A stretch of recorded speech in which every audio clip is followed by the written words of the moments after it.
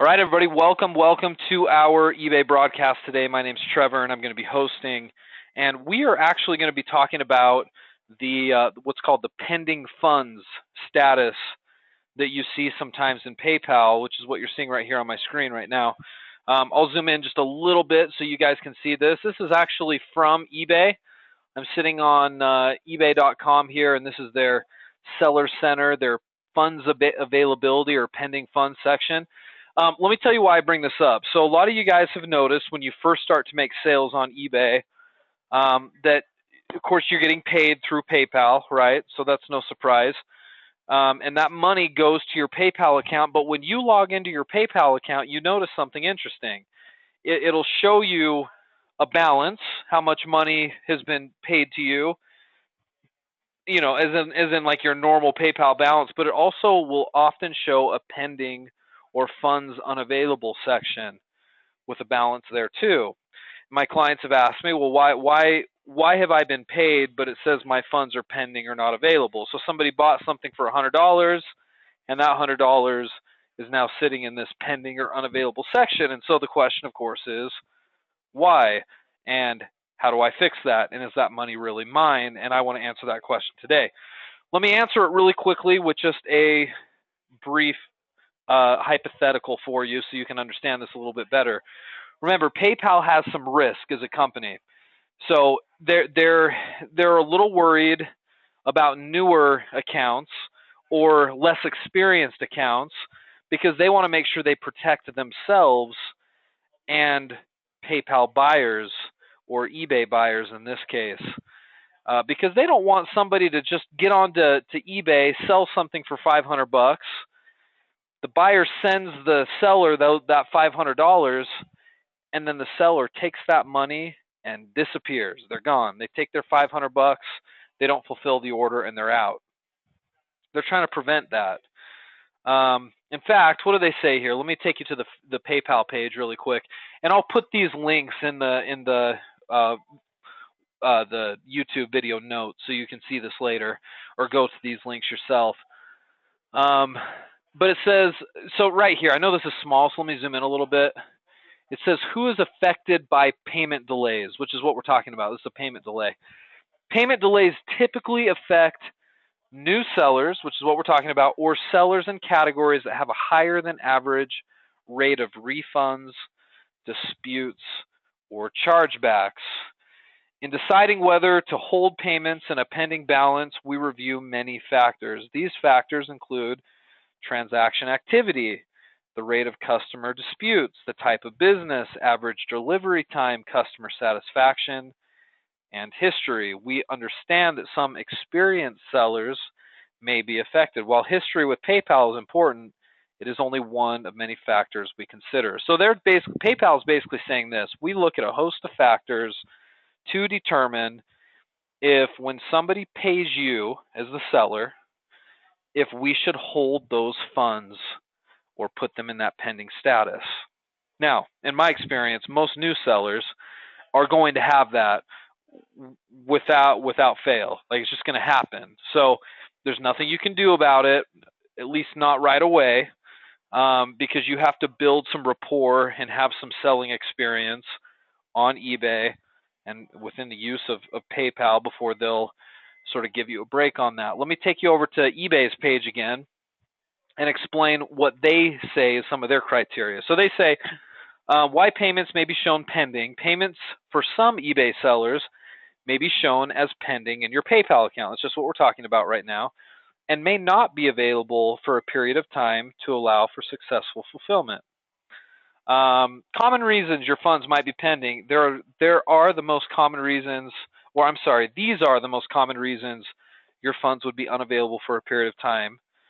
And here it is right here. You're a seller, or you're a new seller or have limited selling history, which means you have not yet met all the following criteria. And here are the big three. So if you're taking notes, make notes of these, because this is what's going to get you out of that payment pending, funds unavailable status. Okay? One, it's been more than 90 days since your first successful sale. So if you're a new seller and you make a sale today, you have to wait 90 days. They want to make sure that you're going to stick around. So 90 days since your first successful sale, not since you signed up, it's since you made a sale.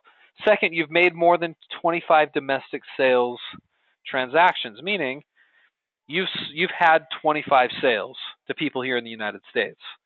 So your account has to be 90 days old since your first sale, and you've made 25 transactions. And then it says, third, you've made more than $250 in total domestic sales, which means those 25 transactions can't be 10-cent items. They have to equal or be greater than $250. Now, these are not difficult. This is not difficult criteria here, guys. All of you should be able to hit this with some level of ease.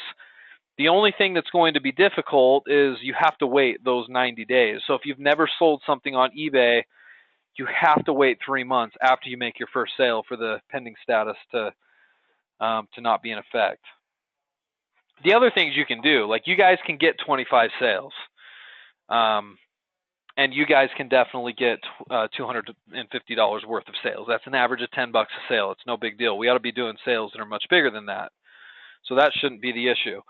Now, here's why all this matters, okay? So you might be wondering, well, why are you telling me about this? Well, a concern I get from new sellers is that when you make that first sale, and you're on a budget, right? So I'm imagining this client of ours that is really tight on money. They invested a lot to be here, or they just don't have a lot of free cash flow in their life right now. They make a sale for, say, $100. Let's say it's a drop ship item. So let's say you listed it. It originally came from Walmart, and it's going to cost you, say, $70 to buy it from Walmart. You sold it for $100, so there's some profit built into that. And so the sale is made. The person bought it. You got an email saying that you had made a sale, and you go check your PayPal account, and lo and behold, you've got your $100 or so sitting there in your PayPal account. You're thrilled, right? Because you made a sale. The problem is it's likely going to be sitting in that pending or unavailable status, meaning it's your money, right? That money is absolutely yours. It belongs to you, but you can't use it to fulfill the order, meaning you got to buy it from Walmart for $70, right? You got to buy it online for that.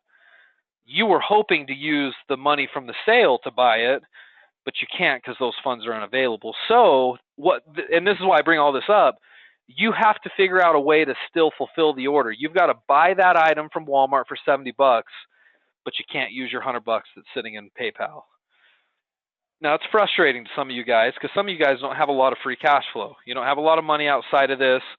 Maybe you don't have any space on a credit card, and that poses a problem. What I do with all of my sales is I have a kind of like a separate business credit card, and I only use it for business things, right?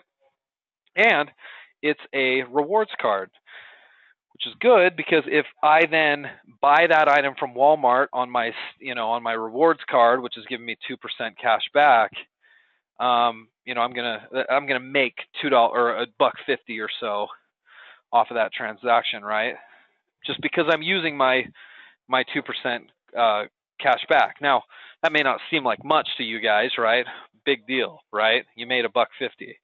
Well, if you're doing a big number in sales, if you're doing $5,000, $10,000 a month in sales, that 2% can equal a lot. So even if I could use my PayPal account, which by the way, I can, because basically what this is saying is if you meet this criteria right here, that $70 or that $100 sale, when you're paid that $100, it doesn't go into an unavailable pending status. In fact, it goes right into your PayPal account. And if you choose, you could use that PayPal money and go buy from Walmart, and then you cash flow everything. You're not putting it on a credit card or a debit card. You cash flow it all. I don't do that because I don't get rewards from that. So I'm going to suggest to all of you guys, try to get some kind of a rewards card, a travel card, a cashback card, whatever you want to use, and use that anyway, no matter what, so that you're building up those rewards. You will be glad over time that you did that, because that will equate to or amount to a lot.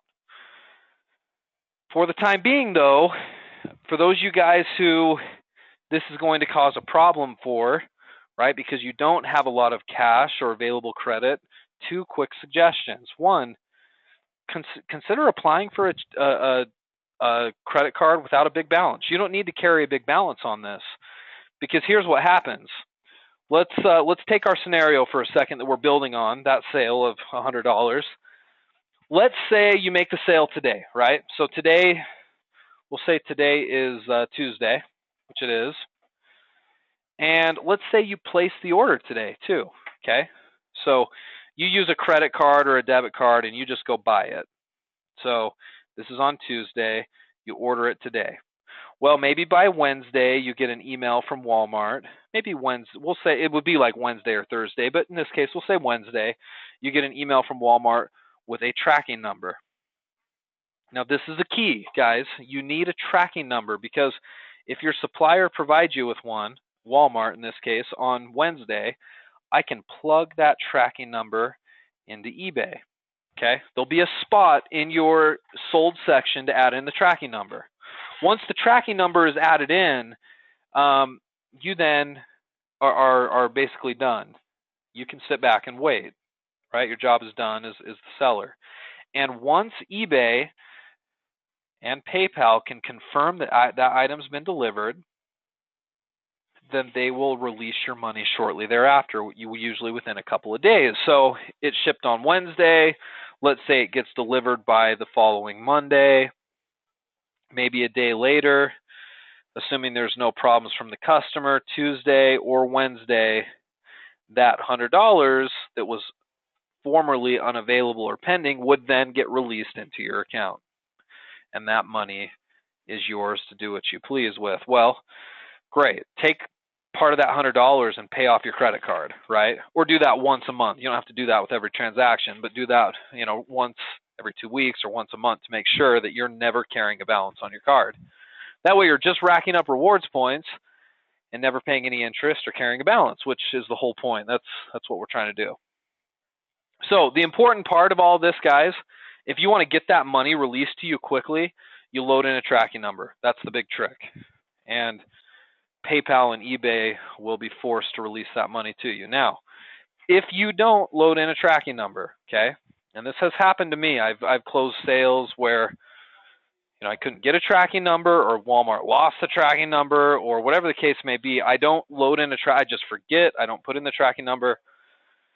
eBay or or PayPal in this case, they're not going to release your money because you're still a bit of a liability. They want to keep that money there in case there's a dispute or a chargeback or an issue with the transaction. So what they do is they say, well, we're not going to hold on to that money forever because that's not fair, but we'll hold on to it up to 21 days. So if you don't put in a tracking number, they have the right to hold on to that money for, like I said, up to 21 days, which is quite a long time. So in almost all circumstances, we're going to make sure we load in that tracking. But again, guys, let me just make this clear. This is why this criteria right here is very important. If we can hit that, then we're good. Then every time, it doesn't matter when or what or how, every time you're paid, that money is there for you to use. There's no pending status. 90 days since first sale, 25 transactions, $200 or $250 worth of total sales. Not that big of a deal, right? Not that big of a deal. Let me take you over to, actually, let me see if there's anything here I want to make a note of. How do you get your funds faster? This is from eBay. The most important thing you can do to help you get your funds more quickly is to ship the same day your buyer pays. So we talked about that. Ship as soon as possible. Follow good shipping practices based on your shipping method and shipping information you provide. Here's when your funds should be available. Okay, this is the important part. 3 days after we can confirm the order has been delivered. And they can only confirm that if you have loaded in a tracking number. Sometimes it's sooner than that, but that's what they say, 3 days after. 3 days after we can confirm the order was delivered if you ship via UPS or USPS, FedEx. Okay, 7 days after your latest estimated delivery date if you don't upload tracking number or tracking information. but you mark the item as shipped in My eBay. So have you guys seen how you can do that? You can actually go into your eBay and mark that the item is or has been shipped. And if you don't upload the tracking number, you can still get it within 7 days. That's good. 21 days, this is the last one. 21 days after the buyer pays, if you don't provide tracking information, mark the item as shipped, or the estimated delivery date can't be calculated. Basically, it's saying if you do nothing, you'll get it within 21 days regardless, okay? Because I guess they assume that after 21 days, if there were going to be a problem with the transaction, then something would have been, or something would have happened. You know, the buyer would have said, hey, I never got my item, or they would have had some claim against you. And if it doesn't happen within 21 days, that money gets released. So that's according to eBay what you can do to get this done more quickly. Going back to PayPal, I don't think there's any other really salient points I want to make here. Let me read this. This kind of rehashes a bit of what we talked about. Let me read it anyway. It says, when some sellers receive payments, we may hold the money in their pending balance for up to 21 days. Okay? That's been established.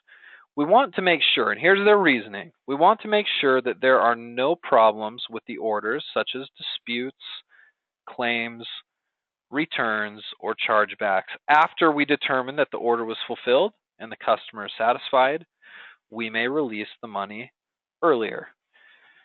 This is the important part. After we determine that the order was fulfilled, meaning you put in tracking information and they can verify that the item has been delivered. So what I tell my clients, for some reason, whenever we have this training, my clients will come back and say, "Oh no, I can't get my money for 21 days."